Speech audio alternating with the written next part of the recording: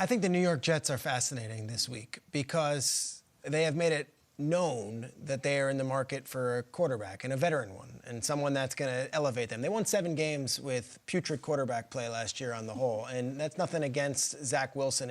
He might have been just an unfortunate circumstance. They just were not good at the quarterback position. So now they've inquired about other quarterbacks. They obviously had a great meeting with Derek Carr, but like, what are the Jets going to do? Do you just offer Derek Carr a massive deal and say, hey, we want you, you're our guy, or do you wait on Rodgers, or do you wait on Lamar Jackson and see how that thing plays out? There is a scenario where Lamar Jackson is franchise tagged by the Baltimore Ravens, given the non-exclusive tag, so the Jets can trade, and the Jets might have to mortgage their entire future and give Lamar Jackson, you know, all that guaranteed money that he wants from Baltimore to come to the Jets. Do you want that? Do you want to wait for that?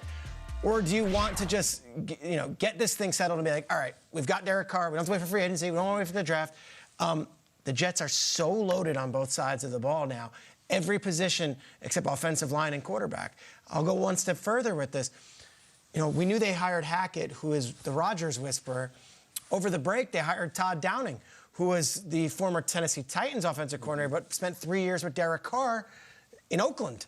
So he's the Derek Carr whisperer. So you've got someone there who could speak to Derek Carr and knows Derek Carr's like and what his verbiage and all that. So the Jets coaching staff, they're not going to be at the combine. They've already, I don't know if that's news or whatever. They're not going. They're going to be busy doing the work in their building and focusing on that. And they're not going to be out drinking and eating and partying their way through Indianapolis. They're going to be getting to work.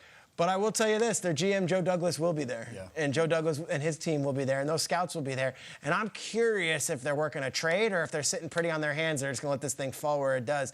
The New York Jets, are they going to be the first team to say, you know what, we're putting all our cards on the table, Derek Carr's our guy, let's go? Or are they going to wait on maybe a bigger fish, and that bigger fish might be way more costly, picks and the like, than just signing Derek Carr for what he wants? Which is interesting because that Jets defense played so well last year. Amazing. So they might sit there like, just give us a quarterback and we'll do the rest. But the team I'm interested in is the Raiders. Very similar situation. You get Josh McDaniels in there last year. You get Dave Ziegler. They make moves. You get Devontae Adams. You sign Chandler Jones. You went to the playoffs last year. Now it's time. All offseason, Jason and myself, we were at the broadcast boot camp. Yeah. This was every topic. Who's going to win the AFC West? All of these teams. The Raiders go out there and they don't have a good football season. It just doesn't go well for them. Now what's next? Who's going to play quarterback next year? Is it going to be Aaron Rodgers? And if it's not Aaron Rodgers, do we got to go sign Jacobs back, the leading rusher? Do we have to make sure we have the running game back? So now I'm sitting here looking at this team. You had a crazy offseason last year. Offseason acquirements and free agency, trades. Do they do the same thing this year? Renfro, Waller. There were rumors around the trade deadline. They would get traded. Are they now traded this summer? Do they try to go in a different direction? How many moves is too many moves? This team is a team, I think, the fan base, the public, everyone expected to see as a quote-unquote contender.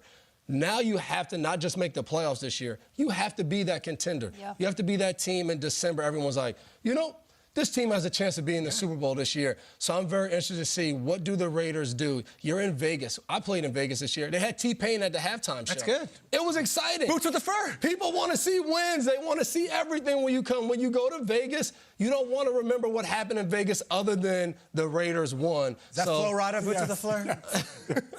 I'm in love with with that one. You're lucky Kyle's not here because he'd want to talk to you about that final play of that game. That was also. I do want to ask you. You were with Jimmy and Josh together, Garoppolo and McDaniels. Jimmy's going to be a free agent. Is that like everyone always said that like Jimmy and Josh have this special connection? Is that a real thing or is that? I have no idea. I'll tell you the truth. They worked well together. When Tom had to face his suspension. Obvious BS too, but once that happened, Jimmy went out there throwing the ball all around the field, but it was a game and a half. You can't call that BS on this network. Oh my God! But you guys are employed by the Shield. Saw an opportunity. My contract void soon. Jacoby Brissett played for Josh McDaniels too. He's a free agent as well, and I think to your point, he's going to text me and be mad I didn't say his name. For the Raiders, when you get rid of a guy like Derek Carr, you can say whatever you want to say about him. His 9 years with the Raiders and say his ceiling was only this high, the playoffs, blah, blah, blah. But when you decide to move on from him, you better have a guy ready. So for Ziegler and for McDaniels, this is a huge offseason. But I'm going to start where we started off this segment, the Chicago Bears. At this point, they're the talk of the conversation, the #1 overall pick. Have you found your quarterback?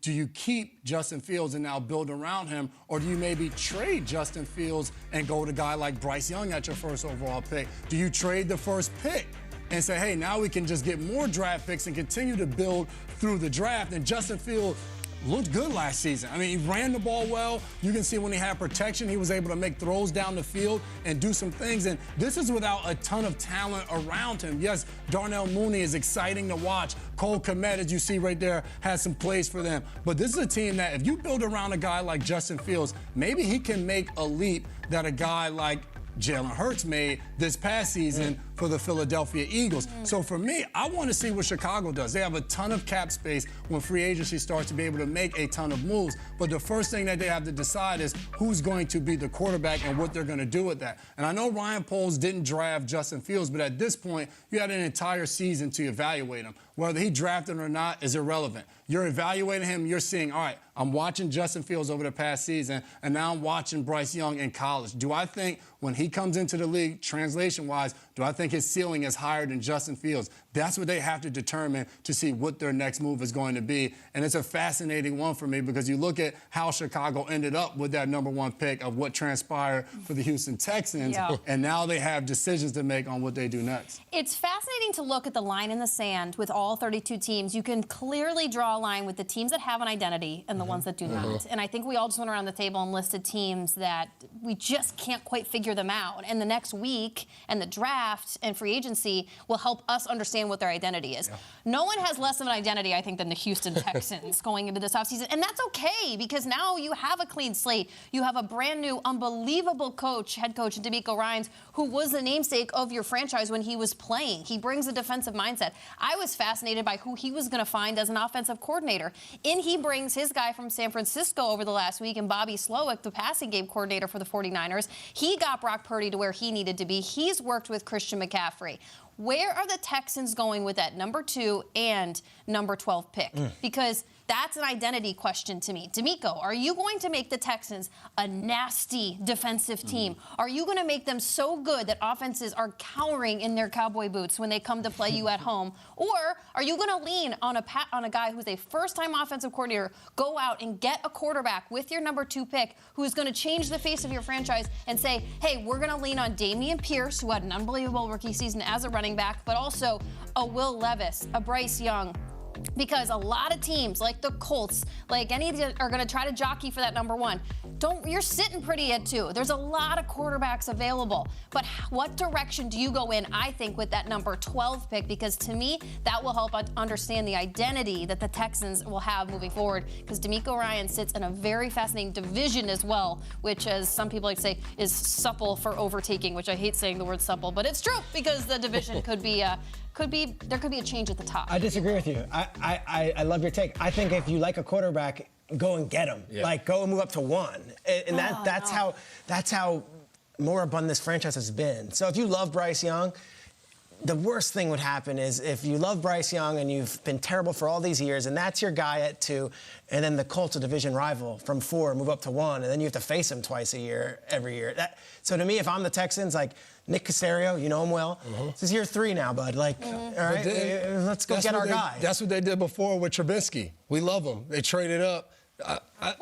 The thing about Bryce Young is a lot of people are going to really, really love Bryce Young. How much is too much to give up to get him? And if it's going to be too much just for one guy, I never think it's worth it. When there's a richness of quarterbacks in this draft in particular, I think you have to be open-minded with a brand new slate of coaches and a direction that team could go in.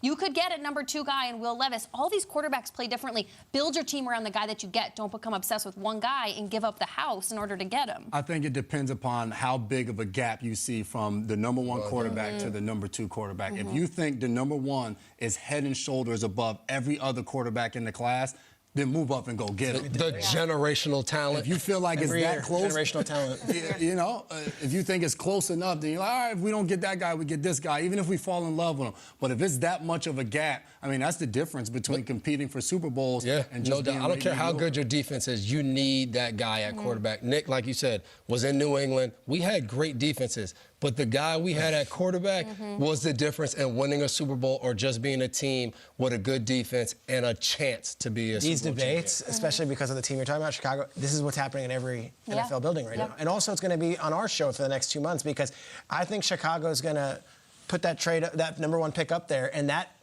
fear of that, if you're the Texans, gosh. Yes. Yeah. And then you think back to week 18 when they won a meaningless game, and you're like, we didn't have to be in.